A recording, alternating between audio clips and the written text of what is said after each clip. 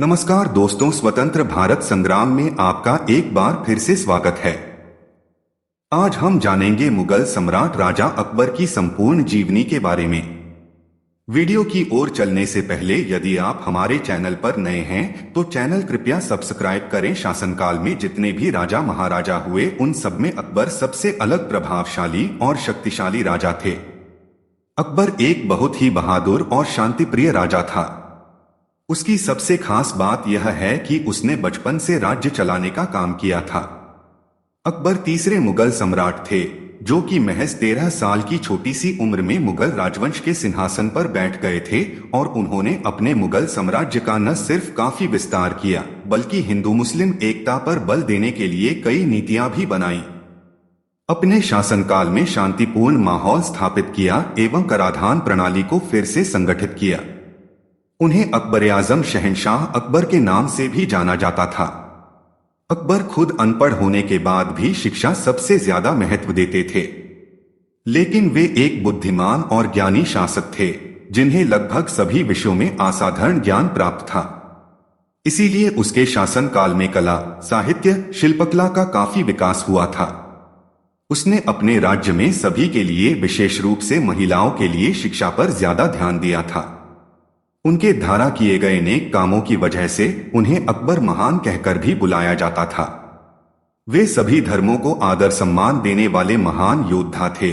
कई अलग अलग धर्मों के तत्वों को इकट्ठा कर अकबर ने नया संप्रदाय दीन-ए-इलाही की स्थापना की थी।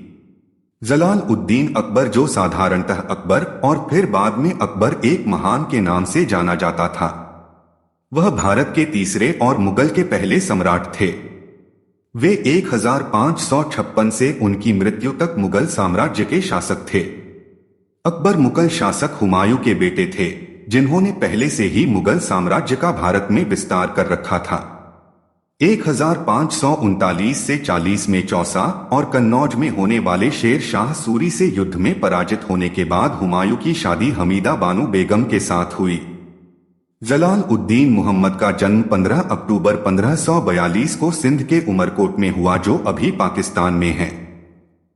लंबे समय के बाद अकबर अपने पूरे परिवार के साथ काबुल स्थापित हुए, जहां उनके चाचा कामरान मिर्जा और अस्करी मिर्जा रहते थे। उन्होंने अपना बचपन युद्ध कला सीखने में व्यतीत की, जिसने उसे एक शक्तिशाली, निडर और बहादुर योद्धा बनाया। 1551 के नवंबर में अकबर ने काबुल की रुकैया से शादी कर ली। महारानी रुकैया उनके ही चाचा हिंदल मिर्जा की बेटी थी, जो उनकी पहली और मुख्य पत्नी थी। हिंदल मिर्जा की मृत्यु के बाद हुमायूं ने उनकी जगह ले ली और हुमायूं ने दिल्ली को 1555 में पुनर्स्थापित किया और वहां उन्होंने एक विशाल सेना का निर्माण किया। और इसके कुछ ही महीनों बाद हुमायूं की मृत्यु हो गई। हुमायूं गुजरने के बाद अकबर ने बैरम खान की मदद से राज्य का शासन चलाया, क्योंकि उस वक्त अकबर काफी छोटे थे। उन्होंने बैरम खान की सहायता से पूरे भारत में हुकूमत की। एक बहुत सक्षम और बहादुर बादशाह होने के नाते उन्होंने पूरे भारत में और करीब गोदावरी नदी के उत्तरी दिशा तक कब्जा कर लिया था। मुगलों की ताकतवर फौज, राजनयिक, सांस्कृतिक, आर्थिक वर्चस्व के कारण ही अकबर ने पूरे देश में कब्जा कर लिया था। अपने मुगल साम्राज्य को एक रूप बनाने के लिए अकबर ने जो भी प्रांत जीते थे उनके साथ में एक तो संधि की या फिर शादी करके उनसे रिश्तेदारी की। अकबर के राज्य में विभिन्न धर्म और संस्कृति के लोग रहते थे और वो अपने प्रांत में शांति बनाए रखने के लिए कुछ ऐसी योजना अपनाते थे जिसके कारण उसके राज्य के सभी लोग काफी खुश रहते थे। साथ ही अकबर को साहित्य काफी पसंद था और उसने एक पुस्तकालय की भी स्थापना की थी, जिनमें करीब 24,000 से भी अधिक Sanskrit, Urdu, Persian, Greek, Latin, अरबी और कश्मीरी भाषा की किताबें थी। और साथ ही वहां पर कई सारे विद्वान, अनुवादक, कलाकार, सुलेखक, लेखक, जिल्दसाज और वाचक भी थे। खुद अकबर ने फतेहपुर सिकरी में महिलाओं के लिए एक पुस्तकालय की भी स्थापना की थी और हिंदू मुस्लिम के लिए भी स्कूल खोले गए। पूरी दुनिया के सभी कवि, वास्तुकार और शिल्पकार अकबर के दरबार में इकट्ठा होते थे, विभिन्न विषय पर चर्चा करते थे। अकबर के दिल्ली, आगरा और फतेहपुर सिकरी के दरबार कला, साहित्य और शिक्षा के मुख्य केंद्र बन चुके थे। वक्त के साथ पर्शियन इस्लामिक संस्कृति भारत के संस्कृति के साथ घुल मिल गई और उसमें एक नई इंडो पर्शियन संस्कृति ने जन्म लिया और इसका दर्शन मुगल काल में बनाए गए पेंटिंग और वास्तुकला में देखने को मिलता है। अपने राज्य में एक धार्मिक एकता बनाए रखने के लिए अकबर ने इस्लाम और हिंदू धर्म को मिलाकर एक नया धर्म दिन-ए इलाही को बनाया, जिसमें पारसी और ख्रिश्चन धर्म का भी कुछ हिस्सा शामिल किया गया था। जिस धर्म की स्थापना अकबर ने की थी वो बहुत सरल सहनशील धर्म था और उसमें केवल एक ही भगवान की पूजा की जाती थी। किसी जानवर को मारने पर रोक लगाई गई थी। इस धर्म में शांति पर ज्यादा महत्व दिया जाता था। इस धर्म ना कोई रस्म रिवाज, ना कोई ग्रंथ और ना ही कोई मंदिर या पुजारी था। अकबर के दरबार में के बहुत सारे लोग भी इस धर्म का पालन करते थे और वो अकबर को पैगंबर भी मानते थे। बीरबल भी इस धर्म का पालन करता था। भारत के इतिहास में अकबर के शासनकाल को काफी महत्व दिया गया है। अकबर शासनकाल के दौरान मुगल साम्राज्य 3 गुना बढ़ चुका था। उसने बहुत ही प्रभावी सेना का निर्माण किया था और कई सारी राजनयिक और सामाजिक सुधारणा भी लाई थी। अकबर को भारत के उदार शासकों में गिना जाता है। संपूर्ण मध्यकालीन इतिहास में वो एकमात्र ऐसे मुस्लिम शासक हुए हैं जिन्होंने हिंदू मुस्लिम एकता के महत्व को समझकर एक अखंड भारत निर्माण करने का प्रयास किया। भारत के प्रसिद्ध शासकों में मुगल सम्राट अकबर अग्रगण्य है। वो एकमात्र ऐसे मुगल शासक सम्राट थे जिन्होंने हिंदू बहुसंख्यकों के प्रति कुछ उदारता का परिचय दिया। अकबर ने हिंदू राजपूत राजकुमारी से विवाह भी किया। उनकी एक रानी जोधाबाई राजपूत थी। इतिहास में झांककर देखा जाए तो हमें जोधाकबर की प्रेम कहानी विश्व प्रसिद्ध दिखाई देती है। वो ऐसे पहले मुगल राजा थे जिन्होंने मुस्लिम धर्म को छोड़कर अन्य धर्म के लोगों को बड़े पदों पर बिठाया था और साथ ही उन पर लगाया गया सांप्रदायिक कर भी खत्म कर दिया था। अकबर ने जो लोग मुस्लिम नहीं थे उनसे कर वसूल करना भी छोड़ दिया और वे ऐसा करने वाले पहले सम्राट थे। और साथ ही जो मुस्लिम नहीं हैं उनका भरोसा जीतने वाले वे पहले सम्राट थे। विभिन्न धर्मों को एक साथ रखने की शुरुआत अकबर के समय ही हुई थी। अकबर के बाद उसका बेटा सलीम यानी जहांगीर राजा बना था। 3 अक्टूबर 1605 को पेचिश के कारण बीमार हो गए थे, मगर उसमें से वो कभी अच्छे नहीं हुए।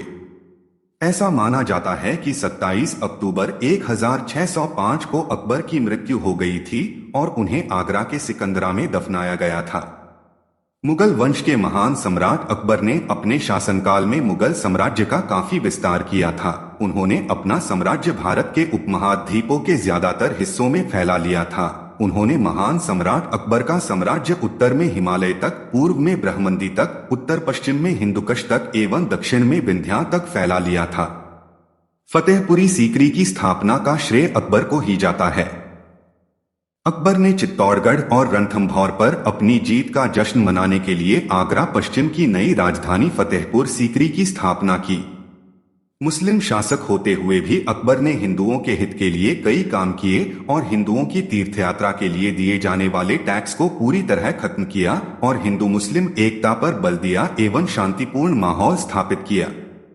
15 अक्टूबर 1542 में अमरकोट में जन्मे जलालुद्दीन मोहम्मद अकबर महज 9 साल की उम्र में गजनी का सूबेदार नियुक्त किया गया था। 13 साल की उम्र में मुगल सिंहासन पर बैठ गए थे। 1555 ईस्वी में हुमायूं ने अकबर को अपना युवराज घोषित किया था। 1556 ईस्वी में अकबर के संरक्षक बैरम खां ने उनका राज्याभिषेक करवाया था। मुगल सम्राट अकबर ने 1556 में अपनी जीवन की सबसे बड़ी लड़ाई लड़ी।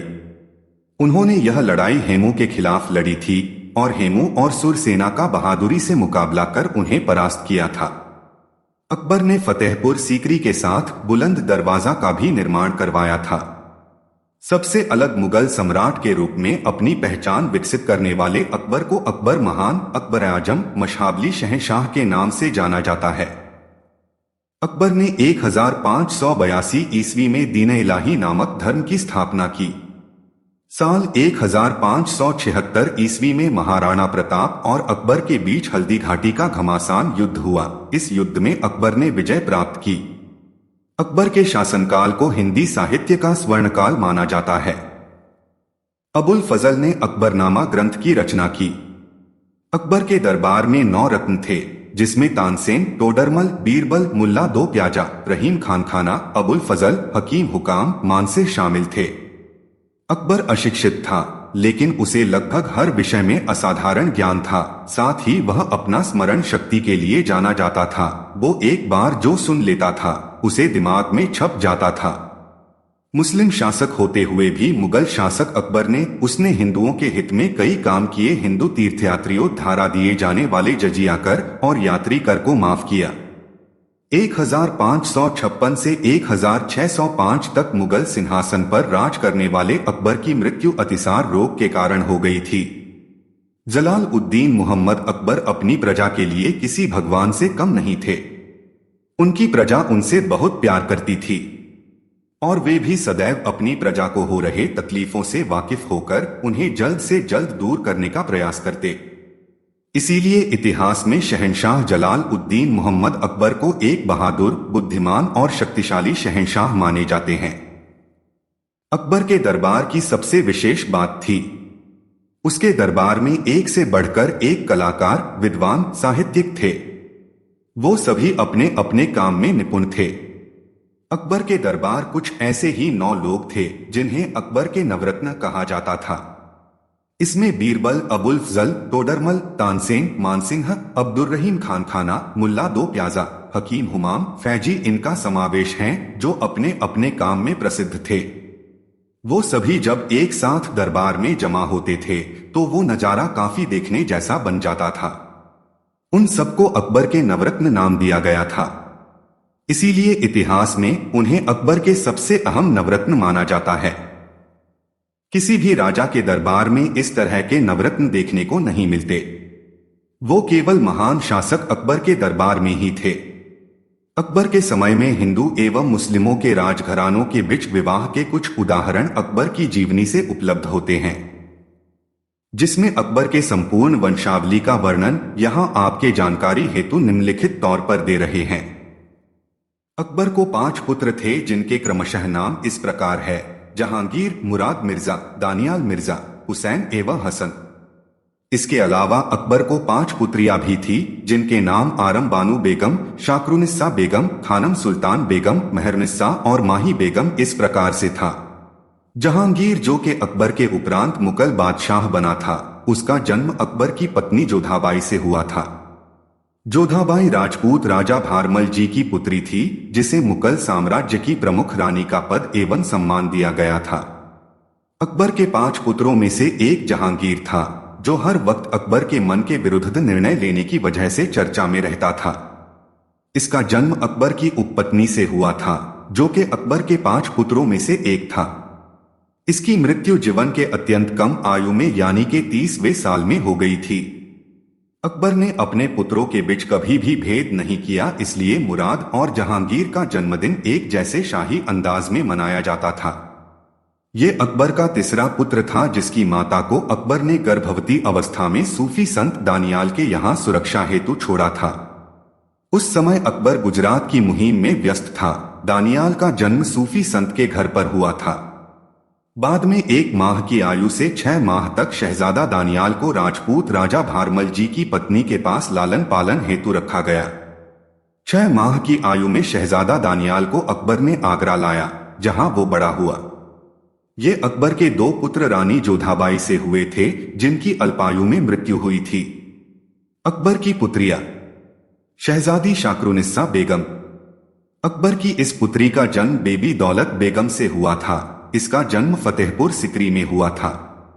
शहजादी आरम बानु बेगम।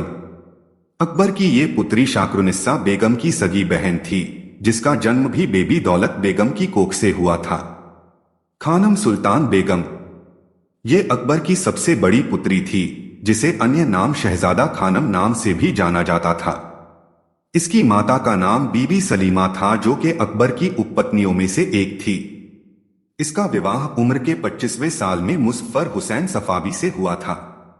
कृपया करके हमारे चैनल को जरूर सब्सक्राइब करें और कमेंट बॉक्स में अपना राय दें और साथ ही साथ वीडियो को लाइक करें और शेयर करें। जय हिंद।